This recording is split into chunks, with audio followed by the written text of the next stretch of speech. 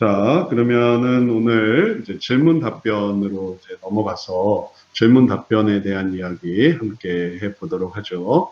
어, 질문 답변을 먼저 몇 분 근황 소개 들었고, 질문 답변. 좋은 질문 답변이 많이 있어서 혹시 이제 기록된 거 살펴보기 전에 뭐 자기가 직접 이 시간에 이건 좀 궁금했다 하시는 거 뭐가 있을까요?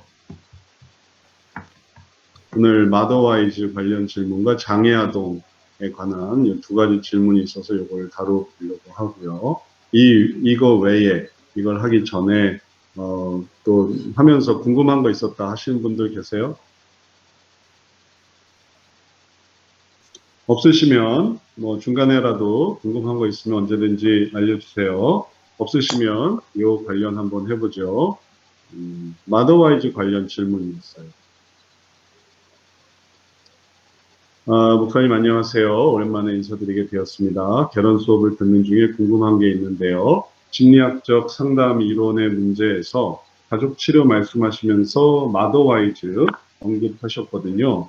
마더와이즈의 어떤 부분이 심리학적인지 설명해 주실 수 있으신가요? 저는 마더와이즈를 하면서 말씀만 가지고 교재를 만든 드니스 글렌의 마더와이즈가 성경적이라고 생각이 되었었고, 특별히 자유편에서는 문제의 뿌리, 자신의 욕구들을 내려놓고 십자가와 함께 성숙을 향해 나아가는 것들이 매우 성경적이라고 생각이 되어졌거든요. 그래서 마더와이즈가 어떻게 심리학적이고 또 어려운 문제가 있는지를 또 질문을 하셨어요. 거기에 대해서 제가 좀 설명을 드리도록 할게요. 썼던 내용이 있으니까 참고하시면 되겠고, 중요한 핵심을 생각을 해보면, 마더와이즈의 핵심을, 이제 관련 자료를 통해 봤어요. 그래서, 제가 마더와이즈를 하는 건 아니니까, 마더와이즈의 그런 어떤 의미가 뭔가를, 나와 있는, 공개되어 있는 그런 내용을 통해서 판단할 수밖에 없는데, 뭐 해보셨던 분들의 얘기를 들어도 뭐 마찬가지고요. 여기에 보면 마더와이즈에서는 기본적으로 성경 지식을 가르쳐 줄 뿐 아니고 어머니들의 피난처라고 부르는 마더와이즈는 어머니들을 위한 사역으로 이제 이게 기사예요. 마더와이즈가 어떤 곳인가 하는 것에 대한 기사예요. 그래서 성경 공부를 통해 이들의 영적인 필요를 공급하고 훈련시켜주는 자녀에게 방법을 제공하고 있다. 서로 보듬어주고 위로해주며 서로의 배워감으로 어머니라는 존귀한 부르심에 기쁘게 참여할 수 있도록 독려하는 프로그램이다. 그래서 여기서 뭐에 대한 관점이 있냐면, 내가 어머니다. 어머니가 참 존귀하구나. 이제 이런 부분에 관점이 있어요. 그리고 이게 성경적이냐? 이게 성경적이냐? 성경은 어머니에 대한 존귀한 부르심을 기쁘게 참여할 수 있도록 하는 게 그게 성경에서 가르쳐 주는 거냐라고 할 때 의문이 생겨요. 그러면 이전에 마더와이즈를 하지 않는 사람들은 그런 게 없나?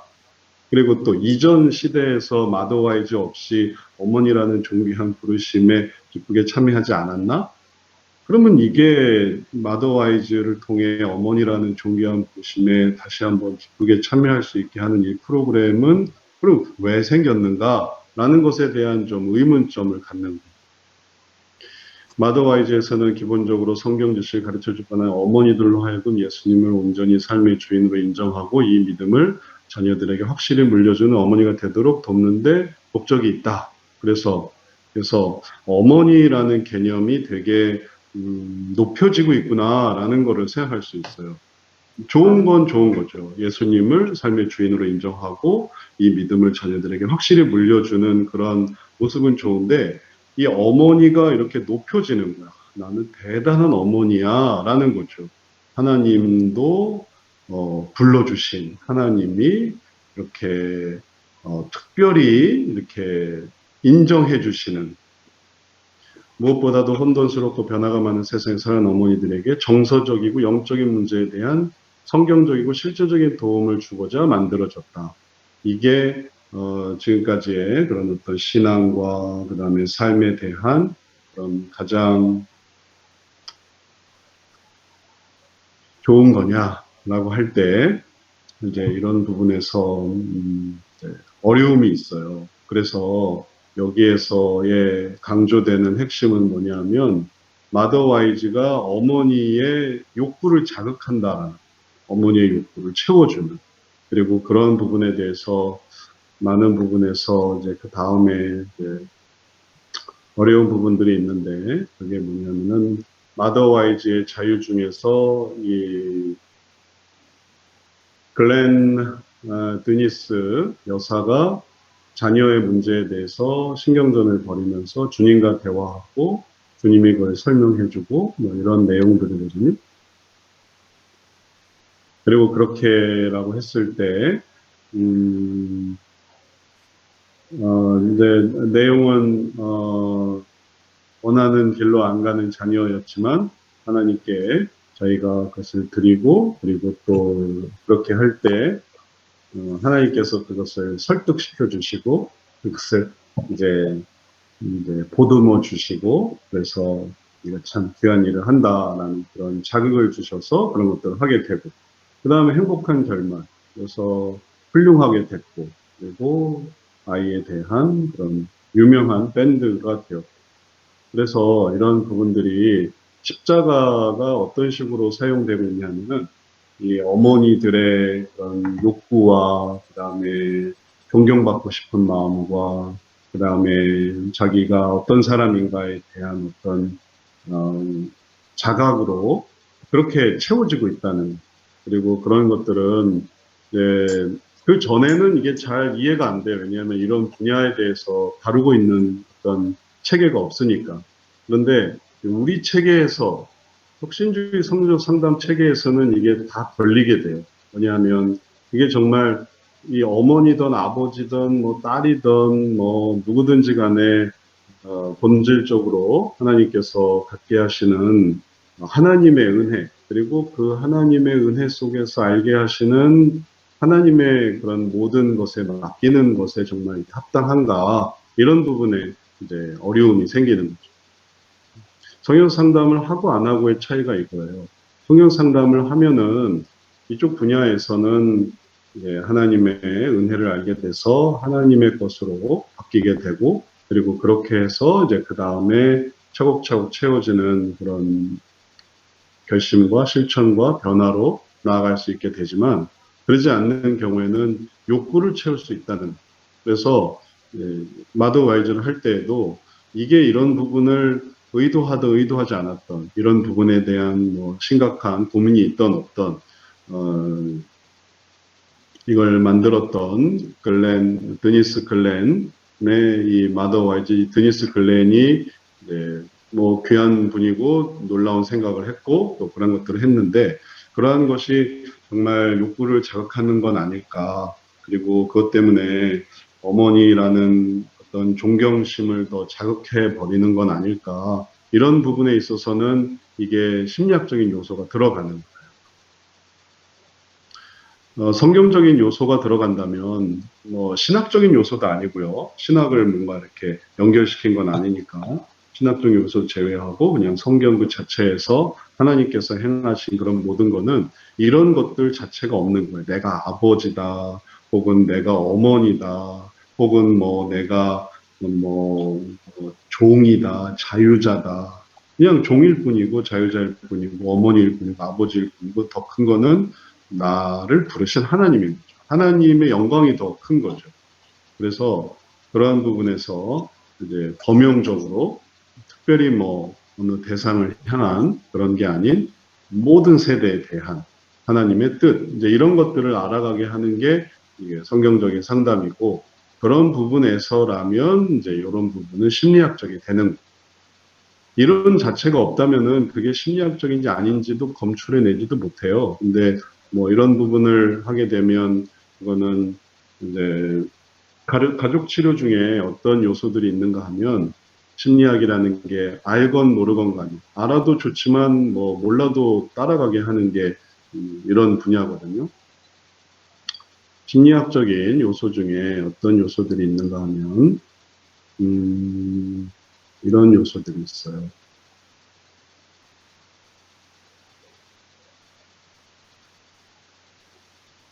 자, 이 차트를 한번 같이 보시죠.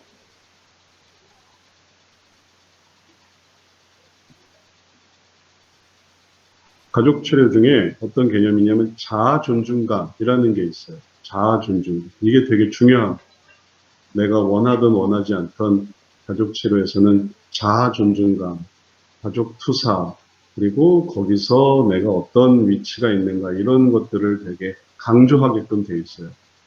그걸 십자가로 강조하는 것뿐이에요. 그럼 이걸 그대로 말만 바꾸면 모두 되냐 하면 십자가가 아니라 다른 것들로도 해도 돼요.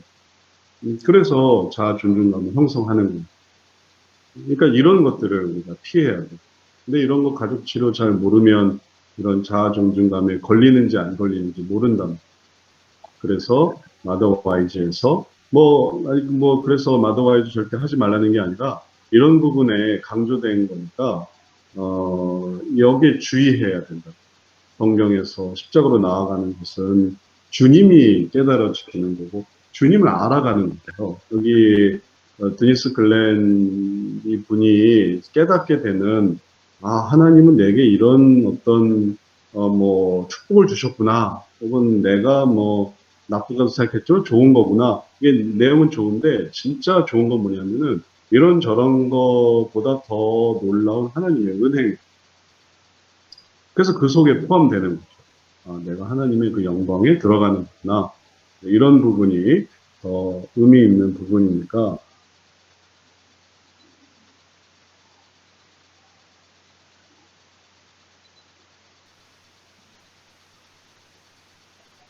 심리학적인 프로그램에 대해서 생각을 해볼 때 어떤 의미를 생각해 볼 수 있을까라는 거예요.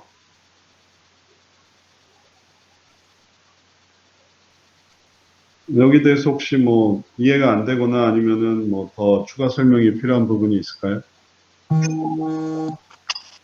잘 이해가 되셨어요? 마더 와이즈에 있는 심리학적인 요소들?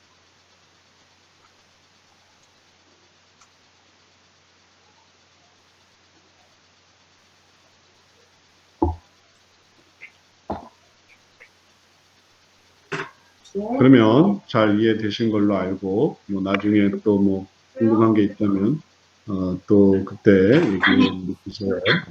이제 내가 앞에서 오른쪽 방향입니다.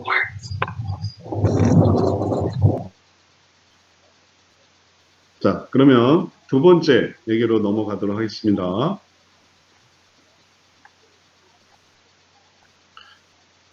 마더와이즈 관련진 외에 장애아동의 특수치료와 놀이, 미술치료 이런 것들을 어떻게 할 수 있을까요? 라는 것에 대해서 질문하셨어요. 안녕하세요. 일반 심리학에 대한 질문과 답변 중, 그리고 일반 심리학을 뛰어넘는 성경 상담 등에 대한 이야기가 오가던 중 질문이 생겼습니다. 스터디 내용에서 나온 일반 심리학 학문의 인간에 대한 관점은 저도 동의하지는 않지만 저는 아동심리, 특히 장애아동 심리운동 분야에 있어서 우리 아동심리 운동 분야 모두 일반 심리학을 사용하고 효과들도 증명하고 있는 부분들이 있는 것 같아요. 인지행동 치료적 미술치료, 특히 장애아동에 대해 미술기법을 사용하고 운동은 특히 인간 중심과 발달 심리학적 이론을 많이 사용하고 있는 걸로 알고 있는데요. 혹시 장애 아동의 특수 치료나 놀이, 미술 치료 부분도 앞으로 배우고 응용할 수가 있나요? 또 어떻게 치료 장면에 사용되는지 궁금합니다. 여기에 대해서 질문을 하셨어요. 일반 심리학에 대한 이해는 아까도 우리 잠깐 차트를 봤지만 전부 다 장애인들도 다 비장애인들을 기본으로 해서 만들어진 것을 그대로 응용하고 있죠. 장애인을 위한 특별한 연구는 존재할 수가 없어요. 왜냐하면 아시겠지만 그런 거는 연구 자체가 불가능하기 때문에 그런 거 다 적용하는 것이지. 적용하게 되는 거지,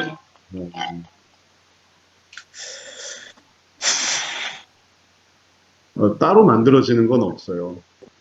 그러니 근거로 들어가 보면 장애 아동에 대한 여러 가지, 잠깐만요. 이게 전체 음식어를 하려면은 모든 음식,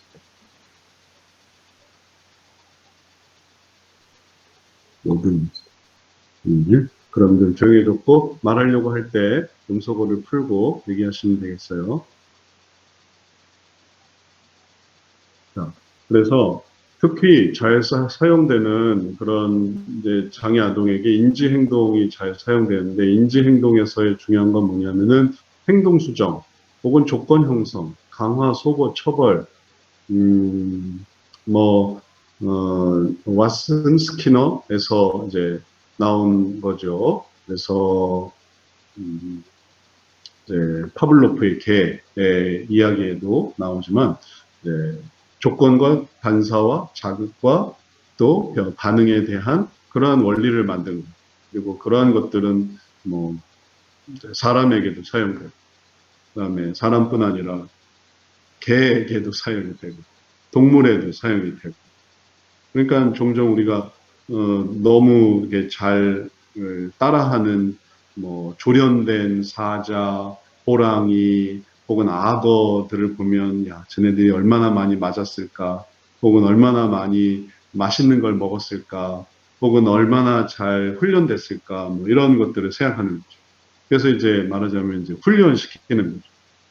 지금 장애 아동에 대해서 하는 것도 훈련, 그런 부분. 그래서 이제 이런 부분에서의 그런 어떤 접근을 하는 거예요.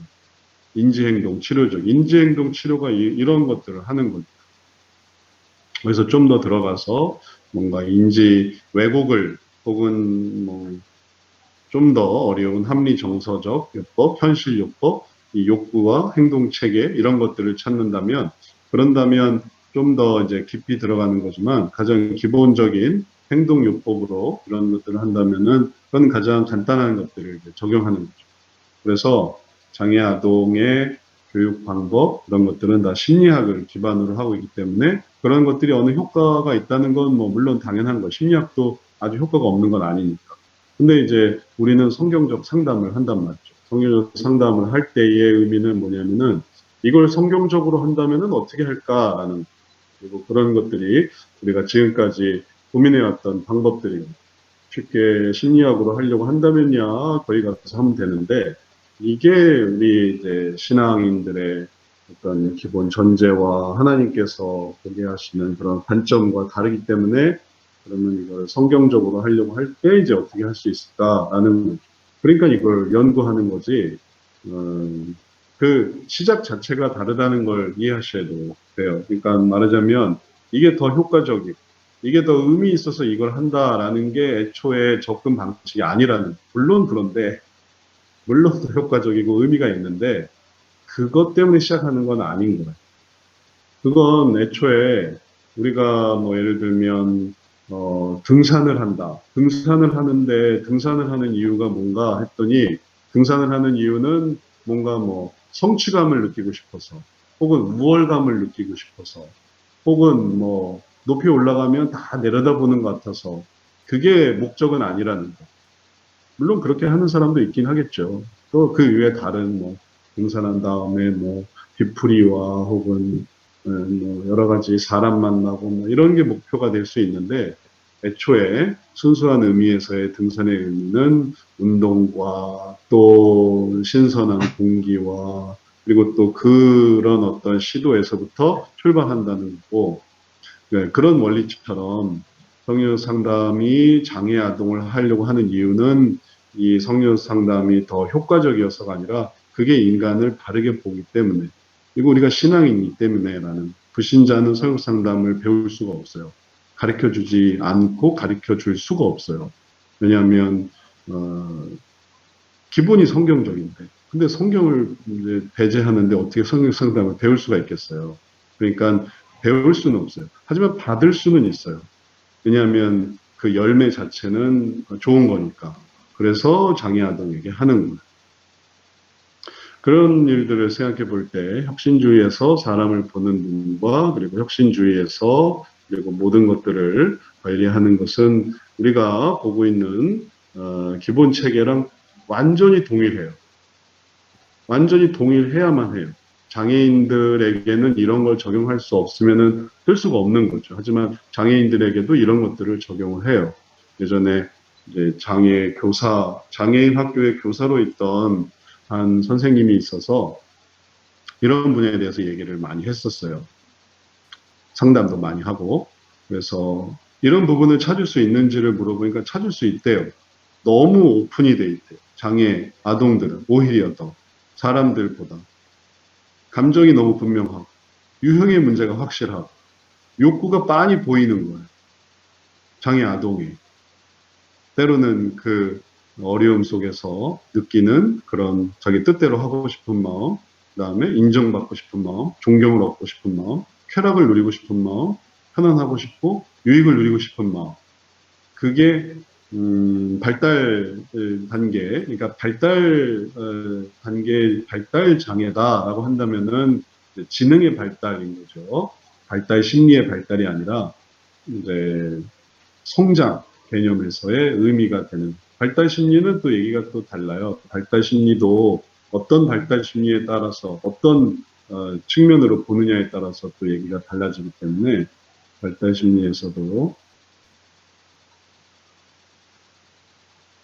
발달을 인간 중심적으로 보는 건지, 가족 치료로 보는 건지, 인지 행동으로 보는 건지, 정신 분석으로 보는 건지, 이거에서 벗어난 발달 심리가 있는 게 아니에요. 이게 근간이 다 여기에서 나와요.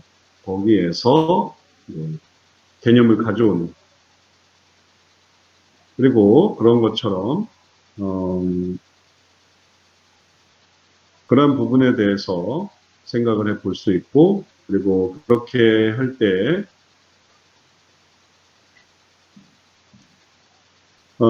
발달 장애에게도 이제 장애아에게도 역시 이런 부분을 생각할 수 있어요. 그 이외에 다른 기능 장애, 예를 들면 시각 장애, 청각 장애, 혹은 또 언어 장애, 뭐 그거는 뭐 더 두말할 필요도 없는 거죠. 발달 장애가 조금 어려워 보이지만 그냥 그건 정상인하고 똑같단 말이에요. 보행 장애, 운동 장애 그런 것들은 뭐 사고 패턴이나 이런 것들이 다 동일하니까. 그런 사람들에게 이런 욕구에서 소원으로 바꾸는 거고, 소원 속에서 이러한 일들을 깨닫는. 제가 예전에, 총신대 총장님, 이재서 총장님 그 간증을 제가 그 노회에서 이제 초빙을 해서 들은 적이 있는데, 정말 그 얘기를 들으면서 그 이재서 총장님 그 얘기가 어쩌면 그렇게 우리가 성년의 상담에서 보는 소원을 깨닫게 하고 하나님의 은혜를 깨닫게 하는 게 어쩜 그렇게 잘 맞았더런지 제가 듣고서 깜짝 놀랐어요. 그 갑자기 이제 시신경이 소멸이 돼서 맹학교에 들어가서 그래서 이제 어려움을 겪고 하지만 거기서 하나님이 불러주셔서 인생의 의미를 알고 그리고 삶의 가치를 향해서 이제 나아가게 하는 그런 과정들인데 그게 우리가 소원을 찾고 은혜 속에서 그게 깨닫게 하는 그런 과정들. 그리고 거기에 사람들이 하나님께서 이렇게 불러주시고 저렇게 불러주시고 그런 거. 그래서 이분이 변화돼서 하나님의 계획을 보고 이렇게 나아가니까 또 사모님을 만나고 또 공부를 할 수 있고 미국에 가니까 또 미국에서도 여러 가지 다 준비가 되고 지금 이제 총신대 총장님을 하고 계시고 그런 것들을 보면 존재해요. 이런 변화의 과정이 존재해요. 다만 두 번 재현할 수는 없다는 신기한 일이에요. 두 번 재현할 수가 없어요. 원리가 있는데 가능한 사람이 있는데 그게 무슨 길인지를 찾지를 못하는 재현하려고 하니 그게 뭐였는지 설명을 할 수가 없는 그걸 설명하는 게 성령도 상담이다. 그걸 개혁주의로 설명하겠습니까? 근본주의로 설명하겠습니까? 아무것도 설명할 수가 없어요. 그런 설명할 수 있는 틀 자체가 없어요. 감정이 뭐고 욕구가 뭔지에 대한 설명 자체가 없기 때문에 개혁주의 신학으로 들어가도 개혁주의에서 하면 신학자들이 그런 걸 논해야 되는데 그 사람들이 상담을 한 사람은 아니란 말이에요. 책을 읽은 사람이죠. 이전에 저작들을 통해서 책을 읽는 사람들이지 만나서 얘기를 하는 사람들이 아니랍니다.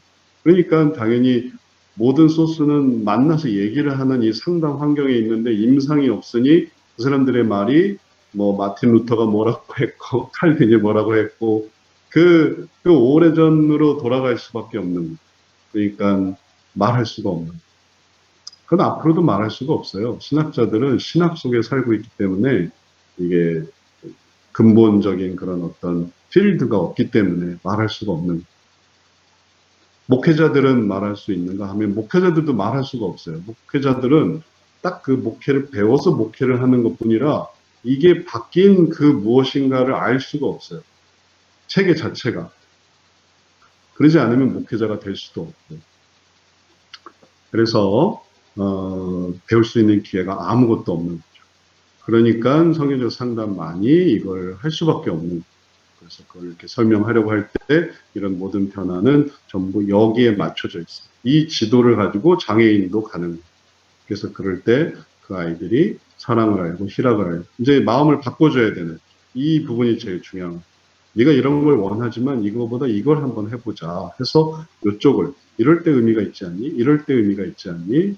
이건 괴롭지. 물론 못하는 건 힘들지. 하지만 이걸 한번 생각해 볼래? 할 때 이재서 총장님 같은 변화가 일어나는 발달 장애도 마찬가지.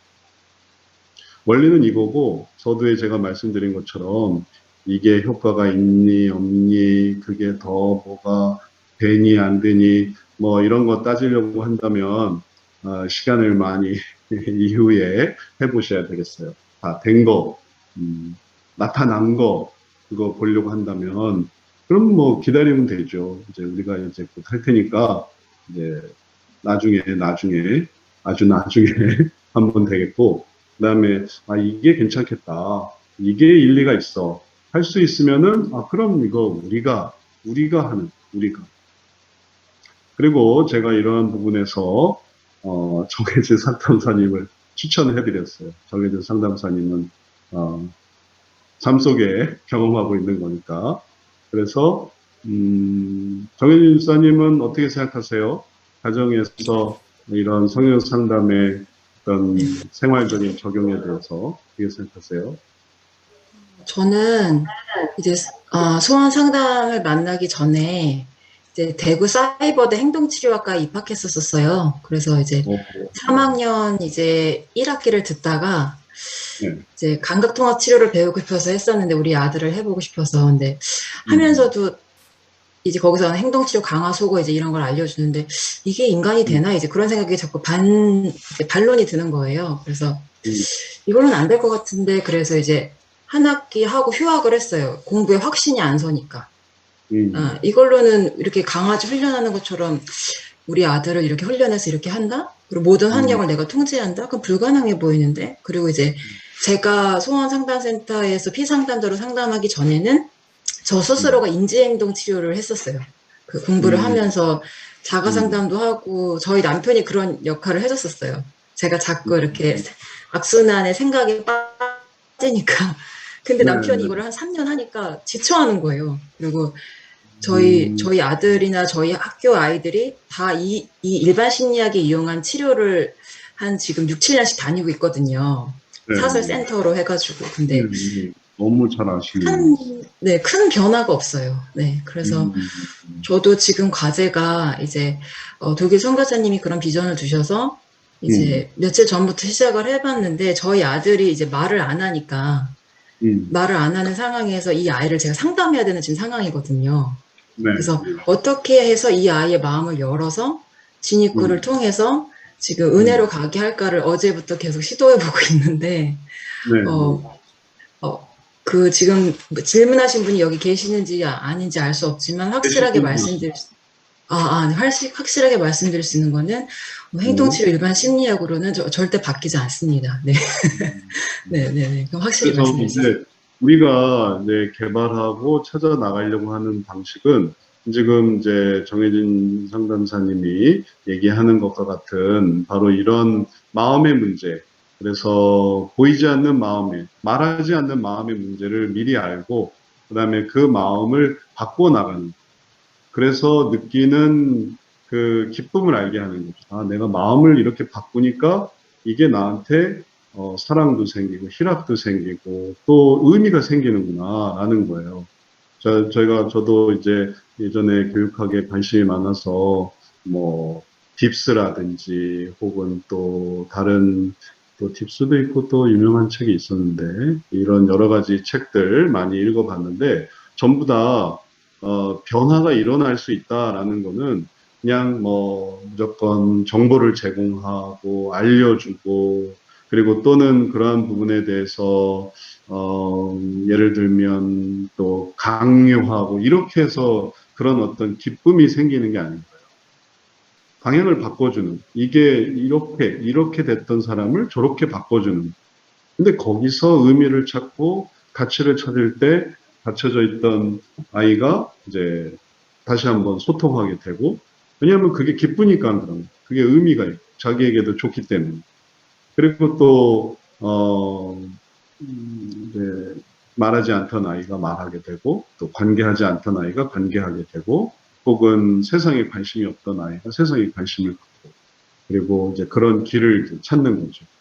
그래서 성경 상담을 통한 장애아에 대한 계획은 심리학의 한계, 심리학이 존재하지만 그러나 이런 부분에 한계가 있구나라는 것에서 시작하는 거고 이런 부분에 응용하고 적용할 수 있는 부분, 그다음에 또 우리가 개발하고 있는 세션들, 음악 세션, 음악을 들려주고 미술 세션, 또 미술을 그리게 하고 놀이 세션, 놀이에 참여하게 하고 독서 세션, 그다음에 독서를 하게 해서 거기에 대해서 반응하게 해서 결국 가게 하려는 건 뭐냐 하면 이걸 꼭 이제 확인을 하셔야 돼요. 우리는 지금 어디서부터 어디까지 가려고 하는 거다. 지금 이 단계에서 한 단계 한 단계 이제 지도를 그리면서 가야만 해요. 지금 우리가 하려고 하는 거는 예를 들면 우리 아이의 이 장애 아동의 혹은 이 학생의 개인의 어떤 문제 이 부분을 지금 노력하는 거다. 어떤 부분 합의를 못하는 부분 이게 명료해야 돼. 합의를 못하는 건지 우선순위를 못 찾는 건지 선악을 못 구분하는 건지 아니면 조직의 문제인지 관계의 문제인지 이 문제가 명확해야 돼. 얘 문제가 뭔지 그리고 그 부분을 여기서부터 여기까지 어떻게 간다. 그리고 거기에 무슨 세션을 했고 또 그걸 했더니 반응이 어떻다. 그러니까 여기까지 왔다. 그러면 이제 여기까지 찍는 거죠. 그 다음에 그렇게 와서 했을 때 알게 된 감정이 생기는데 얘가 여기에 뭔가 이걸 너무 싫어한다. 혹은 너무 화를 낸다. 혹은 너무 절망해한다. 혹은 너무 두려워한다. 그러면 그걸 알고 그걸 극복하게 하는 그 이유가 뭐, 왜 이렇게 이걸 싫어할까? 무슨 이유일까?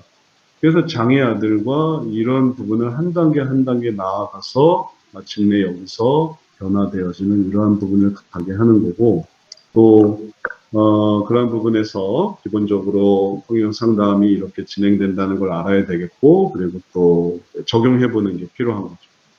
많은 적용들이 앞으로도 많이 생겨나기를 바라고 그리고 또 충분히 가능성이 있다고 말할 수 있겠어요. 그래서 이제 그걸 이제 어떻게 적용하는가 이제 현실적인 문제가 있는 거죠. 학교에서 예를 들면 장애아 학교에서 선생님이 아이들과 함께 할 거냐 아니면은 가정에서 정혜진 집사님처럼 어머니가 아이를 데리고 할 거냐 아니면 또 기타 다른 환경에서 어떤 식으로 그걸 진행할 거냐 그래서 이제 그런 세팅을 가지고 그런 식으로 진행해 나갈 때 그때 이전에 있지 못했던 그런 이런 결실들 이런 것들을 또 가져볼 수 있겠어요.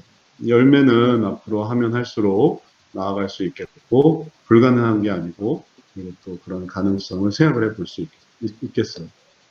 근데 그런 부분에서 많은 사례를 원한다면 그러면 그건 지금 많지는 않고 가능성은 있는 그런 것들은 좀 더 기다려 보면 나올 수가 있을 것 같아요. 자, 이 질문에 대해서 혹시 궁금하신 게 있을까요? 지금 우리가 얘기한 두 번째 장애 아동에 관한 성역 상담의 적용에 대해서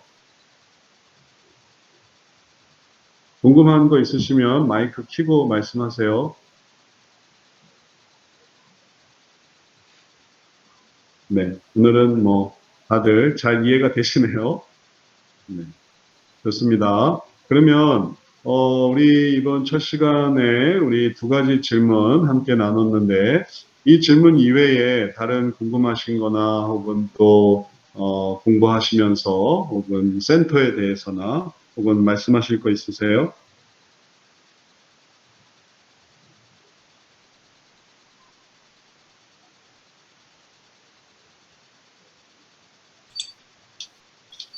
네. 특별한 질문은 없으신 거죠?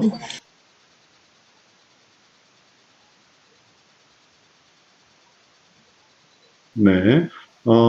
그러면, 특별한 질문이 없으면, 네네. 질문해 주세요. 없으면 네, 넘어가지만 이 시간 목사님, 다루겠습니다. 네. 어, 성경적 상담에서도 그 상담 세션 안에서 성경 구조를 사용하시는지 궁금하고요. 네. 또 스키조나 뭐 양극성 장애 같이 심각한 사람들 치료할 때 약을 먹이면서 상담하는 것도 같이 하시는지 궁금해요. 네네네.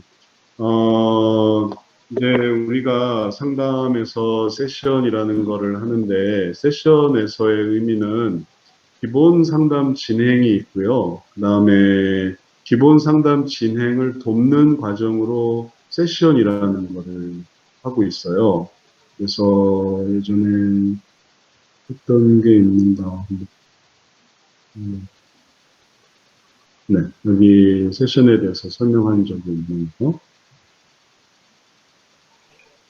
기본적인 상담의 진행은 이제 앞으로 배우시겠지만 이제 이 개론과 원리와 역동성과 방법론에 근거해서 만들어진 이 8개의 진행, 8개의 단계들을 진행해 나가는 그런 과정이에요. 그 다음에, 이 내용들에 대해서 진행을 해 나갈 때 그러한 질문들은 그냥 일반인도 할 수 있도록 꼭 성경을 펴야만 할 수 있는 게 아니라 일반인도 할 수 있는 그런 내용들이에요. 그래서, 성경을 사용하는 것은 필수적이지가 않아요. 그러니까 성경을 한 번도 사용하지 않고도 이러한 내용을 다룰 수가 있어요. 실제로도 조이풀에서나 이런 곳에서도 그렇게 하기 때문에 또 잘 활용이 되는 어떤 문제로 괴로워하고 또 그 괴로워한 문제는 어떤 유형의 어떤 감정 때문에 문제가 생기고 그 감정을 갖는 이유는 어떤 욕구입니까? 이런 걸 이제 말하고 듣고 이제 얘기를 하는 거예요.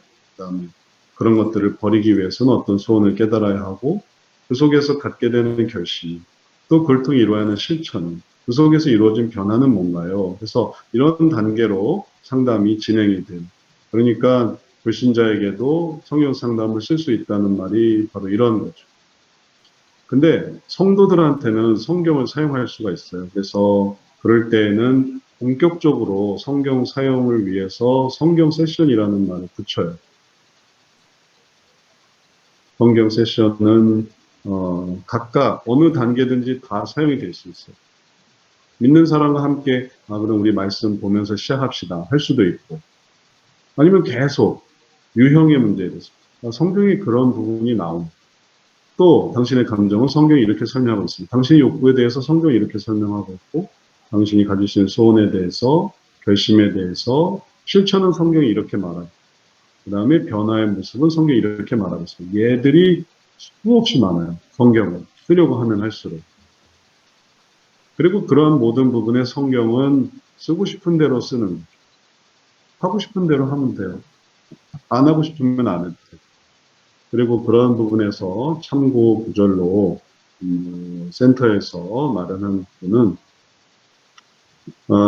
이제 상담자가 모든 걸 다 할 수 있지만 특별히 교재가 있으면 좋겠다 한다면은 세션 교재가 있어요. 그래서 세션 교재는 여기에 상담 신청의 세션 기록에 성경 세션 교재로 해서 나오는 것도 제가 만든 건데 이제 성경 창세기 1장 1절부터 5절을 보면서 창조의 계획을 아는 그래서 1과 2과 인도의 계획을 아는 로마서 8장 10절 16절 보면서 2과 계획 그냥 성경 공부 같아요. 근데 이제 다만 이제 질문이 좀 달라요. 그리고 현재적으로 뭘 해야 되는지 그런 것들을 또 구원의 계획, 요한복음 3장 14절부터 17절. 그래서 이게 전부 다 이제 구원의 계획 시리즈, 계획, 이런 계획, 저런 계획. 하나님은 다 계획이 있어. 그 계획을 따라가는 게 중요해. 그래서 이제 요 4단계에서 5단계 볼 때 이렇게 쓰는 거예요. 그럼 방식만 봐도 익숙하죠. 성경 읽고 설명해주고 또 해석해주고 질문하고 답변하고 그리고 또 이러한 질문과 답변이 확장돼서 할 수 있는 질문이 이제 많아져. 성경 세션 질문에 대해서. 본문에 대해서도 본문에 대해서 알게 된 원리는 예화는 방법은 사례는 무엇이 이렇게 물을 수도 있고 관점적 해석으로 자신에 대해서 알게 된 것 타인의 하나님의 사탄에 대해서 도덕적 해석으로 본문에서 어느 본문을 갖든지 선을 주도하고 중립이고 이건 뭡니까 이렇게 물어볼 수 있고 이게 측면을 이제 다양하게 물어보는 발단은 전개는 절정은 결말은 분석적 해석으로 단어는 와닿는 단어는 어구는 문장을 통찰해서 이해에 해당하는 사건에 해당하는 감정에 해당하는 신체에 해당하는 건 뭡니까? 그러면 이제 결론이 나오게 되고 이러한 것들은 전부 성경 진행책에서 다 잘 활용될 수 있어요. 이제 중요한 부분은 쓸 수도 있고 안 쓸 수도 있어요.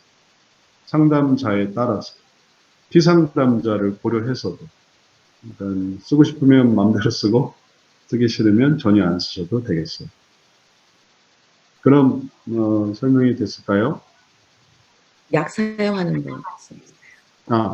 약 사용하는 거는 지금 쓰고 있다면 스키조페르니아 같은 정신분열 같은 문제에 있어서 약의 사용은 이제 상담 진행과 관련이 돼 있어요. 그래서 처음에 상담을 진행하는데 이 어느 단계가 중요해요. 예를 들면 정신분열이고 조현병인데 문제 인식하는 과정 중에 약을 끊으라고 말하지는 않아요. 그냥 그대로 하세요. 해요. 그대로 하세요. 어차피 약은 좋으면 끊고 나쁘면 더 하게 되는 거기 때문에 뭐 상담자가 약을 끊어라 말아라 할 필요가 없어요. 사실은. 근데 이제 문제 인식을 하고 원인 이해를 해서 방법 적용을 해 나갈 때 약 때문에 안 되는 경우가 있어요. 이 사람이 이제 깨달아져서 내가 이제 이걸 해 보려고 하는데 약이 너무 진정을 시켜버리는 거예요. 그러니까 다 두 손 두 발을 다 묶어놓고 있으니까 이걸 해볼 수가 없는 거예요. 그래서 그거를 조금 줄이게 해요. 고를 때부터 한 단계 한 단계 이렇게 이게 방향을 이렇게 조절을 하는 거예요.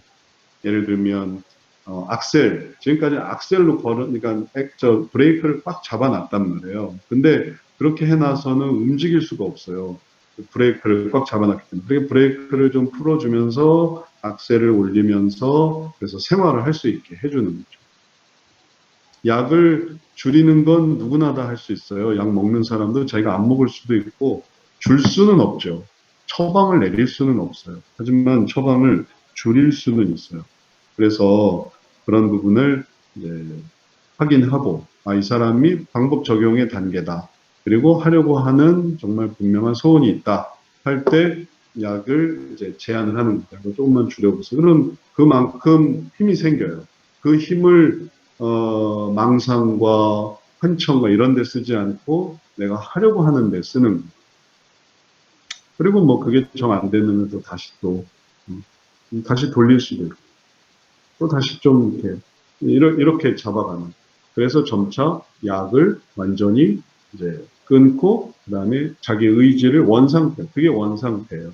지금까지 하지 않았던 거는 이제 다 묶어놨던 거죠. 아무것도 못하게 전만자게 하는데 이제 조금씩 풀리고 그럼 감각이 이제 되살아나는. 그러면서 이제 정상으로 돌아오게 하는 그런 방식을 쓰고 있어요. 나중에 약의 이름과 약의 효능과 그다음에 약의 기전 이런 것들을 5학기에서 배워요. 보통상담에서 주로 쓰는 약들이 있거든요. 우리가 알아놔야 하는. 그래서 모르면 그냥 정신과 약물인데 알면 뭐 몇 개 안 되니까 진정제, 각성제 딱 2개 중에서 그 중에서 이제 종류가 좀 다양해지거든요. 그러니까 그 정도 알고서 대처하면 되겠어요. 다 줄여주는 경우지 늘려주는 거는 먹고 있으면 내버려 두는. 네. 좋은 질문 감사합니다. 그 다음에 또 다른 질문 있으세요? 저도 뭐 하나 여쭤보고 싶은데요. 네. 그 방금 성경 세션이 나와서 그러니까 예를 들면은 뭐 종교가 다른 피상담자님에게 같은 종교인 피상담자님 같은 경우에는 이제 4단계에서 5단계 사이에 이제 성경 세션을 적용해 본 적이 한 번 있거든요.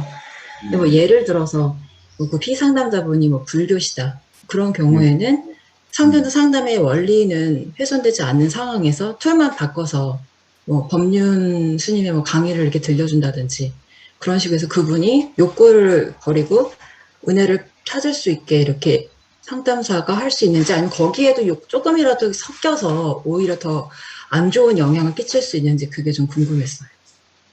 어느 종교가 있을 경우에는 그걸 기독교, 그러니까 예를 들면 불교 신자에게 기독교 성경을 이렇게 강요하지 않는다는 거지, 그 사람이 가지고 있는 불교를 재인용한다든지 그러지는 않아요. 그러면은 안 되겠고요. 왜냐하면 그런 모든 경전이, 불교 경전이 보여주는 게 욕구인데 그 사람이 가장 좋아했고 원했고 이제 그런 틀을 우리는 일반 은총 수준에서 제시하는 거지, 그 원천인 그걸 이제 강화하는 수준으로 하는 거는 아니겠어요. 예를 들면 뭐, 이슬람 성도를 상담하면서 이슬람 경전을 인용하면서 얘기하는 건 아니란 말이에요. 그러면 그러지 않은, 그러면 그 사람의 종교에도 속하지 않고 우리 종교에도 속하지 않은 게 없을까 하면 그게 많아요. 그게 그의 인생 속에도 있어요.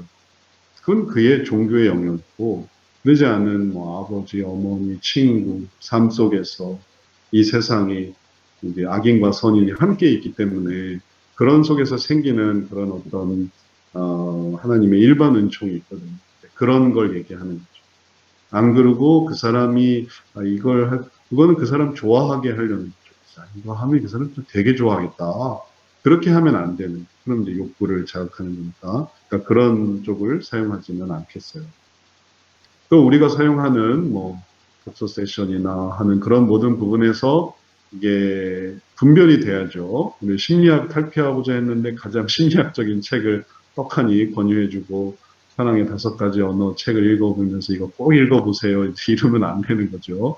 그런 거는 요리사가 요리 재료가 뭔지 몰랐을 일반인이 아니라, 일반이란 모르지만 요리사가 이거 다 아는데, 혹은 한의사가 약재가 뭔지 아는데 독버섯을 딱 구해줘서 독버섯을 함께 드셔보세요 할 수는 없는 것처럼, 독이 있는 거 혹은 또 괜찮은 거, 먹어도 되는 음식, 안 되는 음식, 이걸 다 구별할 수 있어야만 하기 때문에 그런 부분에서 또 성경 상담은 기독교인만 배울 수 있고 또 기독교인만 활용할 수 있는. 근데 기독교인이 아니고서 이단이 배운다. 이걸 이단이 배운다. 얼마나 끔찍하겠어요. 아이고, 욕구를 잘 이용해서 우리 교주한테 데려가면 이거 딱이겠다. 그러니까 이런 방법을 정말 잘 주의해서 이제 이단은 배우지 못하도록 그렇게 해야 되는 거예요. 예전에 이단이 우리 교회 와서 교재를 다 사가려고 하는 거예요. 근데 처음에 이단인지 몰랐어요.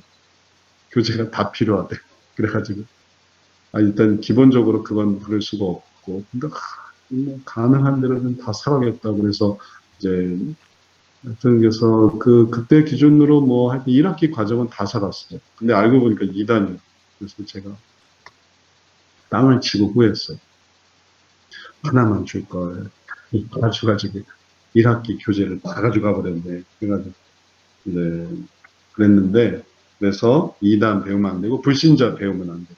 불신자가 이걸 어떤 식으로 악용을 할지 어떻게 알겠어요. 이게 마음을 다루는 거라 위험해요.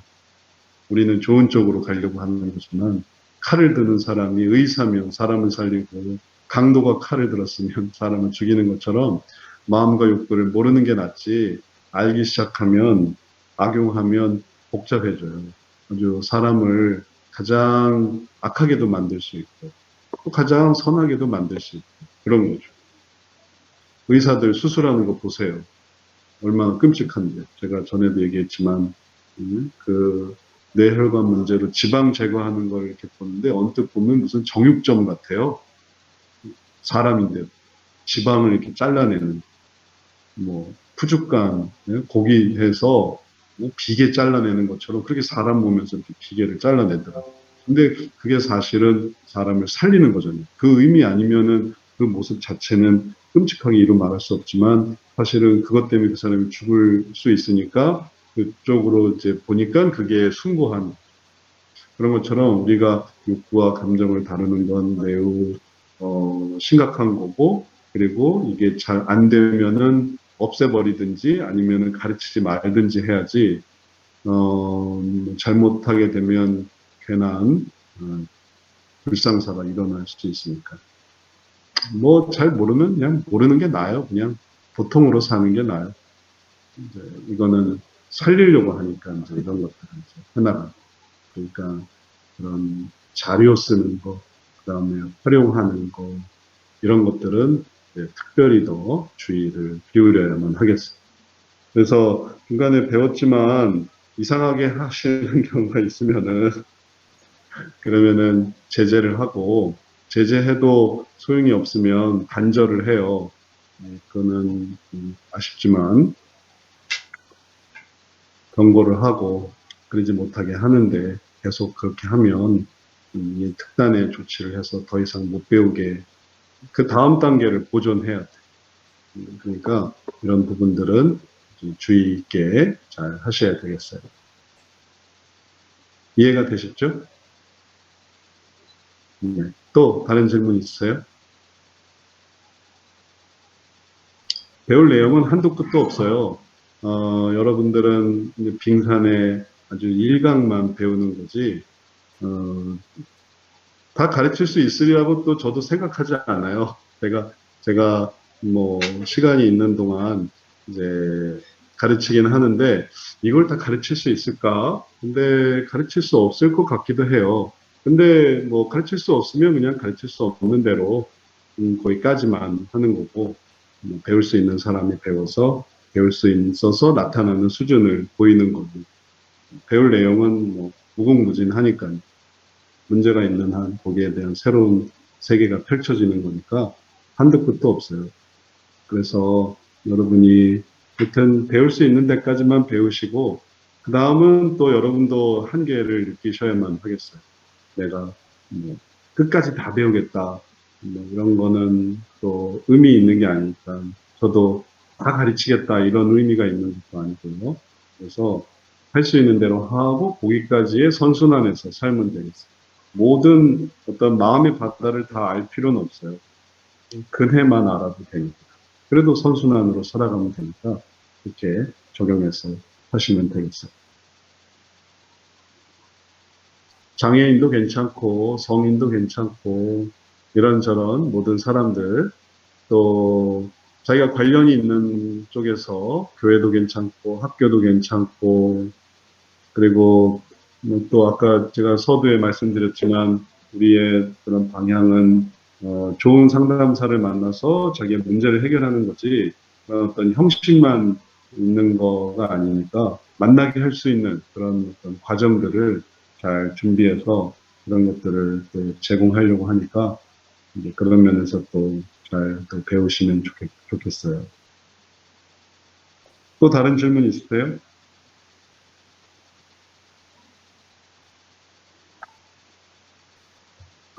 자, 그러면은 이해가 잘 되셨으리라 생각하고 우리 10분간 쉬었다가 두 번째 시간 역동성 두 번째 단계 같이 해보도록 하겠습니다.